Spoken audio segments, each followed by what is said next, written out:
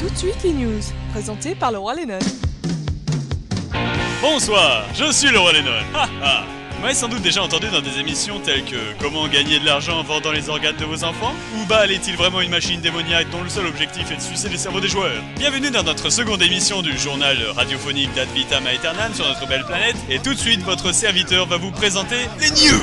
Dans un premier temps, nous parlerons de la hausse des sanctions décidées par l'ensemble du staff. Ça va arrêter de rigoler, vous allez voir. Dans un second temps, nous allons parler de la suite de la réorganisation du staff, suite du sujet de la semaine dernière avec les départs, les arrivées, sans oublier les arrivées de Gloriam ce coup-ci. Ensuite, nous verrons pourquoi le site est offline rapidement en faisant une petite interview extrêmement rapide de Ikawa qui nous fera un bref bilan de la situation. Ensuite, on retournera tous ensemble sur Gloriam pour redécouvrir ensemble et en famille le RP qui renaît de ses cendres, roleplay pour les incultes. Puis nous parlerons du débat actuel qui secoue Ad Vitam Aeternam. Les représentants des joueurs doivent-ils exister pour ou contre? Enfin, nous enchaînerons avec la météo présentée par la ravissante et délicieuse animatrice Tomoshu. Merci Tomoko, on t'aime. Ensuite, le jeu de la semaine que j'ai baptisé le Running Man. Et nous vous parlerons bien sûr des résultats du concurrent de la semaine dernière, à savoir Shipper, qui a, rassurez-vous, arrêté de shipper. Et tout de suite, la première partie. Bien, mais revenons-en à la première partie qui consistait en la hausse des sanctions pour irrespect. Comme le dit si bien notre ami Eternia, quand y'en a marre, y'a mal là-bas. Eternia a donc été relativement clair sur le sujet sur le forum quant à la hausse de l'irrespect ambiante qu'il y a chez les joueurs et qui est dorénavant sanctionnable. En effet, les MJ en ont marre de se faire littéralement casser les burnous parce que quand il y en a trop, il y en a trop et que chez les MJ quand ils en font trop, c'est pas assez. Je rappelle donc que l'irrespect n'est absolument pas tolérable sur Ava. Le respect envers les autres joueurs passe avant la liberté d'expression et que je vois actuellement beaucoup trop souvent la liberté d'expression utilisée comme bouclier par les Kikulol prépubères en manque de vocabulaire intelligent. Enfin, après cette petite interlude sérieuse, j'en profite pour me réjouir car vous allez subir la colère du Kikulol démoniaque. Ah Dieu, qu'est-ce que j'aime mon métier. Et tout de suite, la suite des news avec la réorganisation du staff.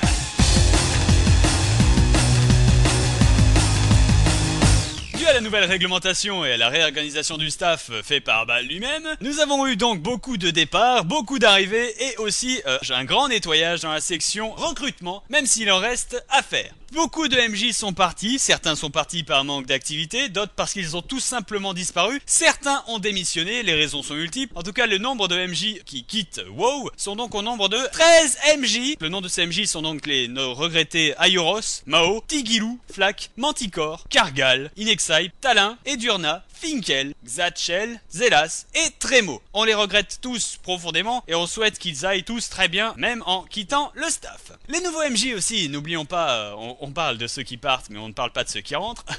Les nouveaux MJ donc qui sont arrivés s'appellent donc Bendy, Cédric, Zephyroth, Carbu et Topaz pour Vitam. On en avait déjà parlé la semaine dernière. Ainsi que, nous l'avions oublié, le pauvre Théo Galdoras pour Gloriam. Nous avons pu rapidement avoir une petite interview de Bendy et Cédric où on leur demandera bien sûr la question essentielle, quelle sensation, même à l'essai, ça fait d'être MJ? Alors Cédric, quelle impression ça fait d'être MJ sur Ad Vitam Aeternam? Quelle sensation as-tu eu lorsqu'on t'a donné les droits? Vas-y, on t'écoute.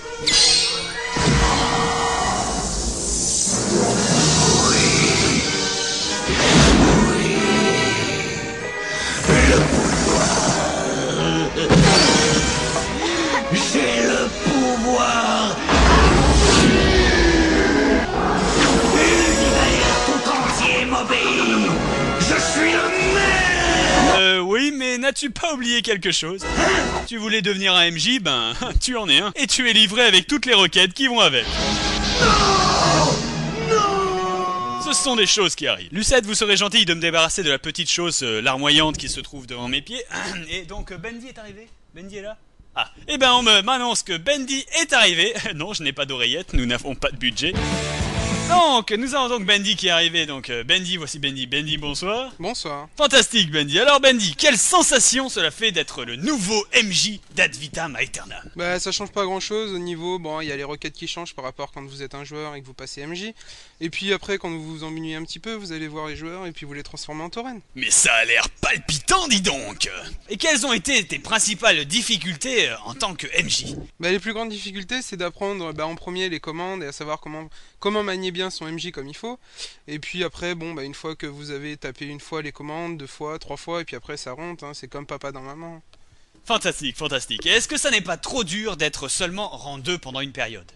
C'est vrai que c'est difficile d'être en 2 pendant une période parce que bon, vous avez masse requêtes que vous ne pouvez pas effectuer, genre le sort de résurrection, enfin beaucoup de choses que vous pouvez pas faire. C'est frustrant en somme en fait. C'est vrai parce que bon, il y a beaucoup de monde qui disent que vous servez à rien, donc c'est vrai que c'est un petit peu abusé de la part des joueurs. Eh bien, on comprend et on compatit. Eh bien, merci beaucoup Bendy d'avoir bien voulu venir à mon émission et d'avoir bien voulu répondre à ces questions dramatiquement simples. Ben merci de m'avoir invité. C'est rien mon petit, ce sont des choses qui arrivent. Et tout de suite, plus d'informations sur le site offline.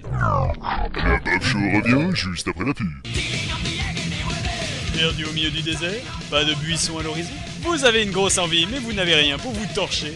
Utilisez le tout nouveau PQG, le papier cul gobelin. Désigné par les meilleurs ingénieurs gnomes, réduit en esclavage par une horde de gobelins assoiffés de nouvelles connaissances, le nouveau PQG garde un contact et un confort absolu où que vous l'emportiez. Aussi doux et soyeux qu'un mouton, le papier cul gobelin vous suivra jusqu'à la fin. Attention, le papier hygiénique gobelin est hautement inflammable et peut exploser à chaque utilisation. À ne pas conseiller au moins de 12 ans. Et tout de suite, des nouvelles fraîches sur la réparation du site qui est, je rappelle, offline, en exclusivité avec une intervention d'Ikawa. Ikawa, comment ça se passe? Est-ce que ça va, Ikawa?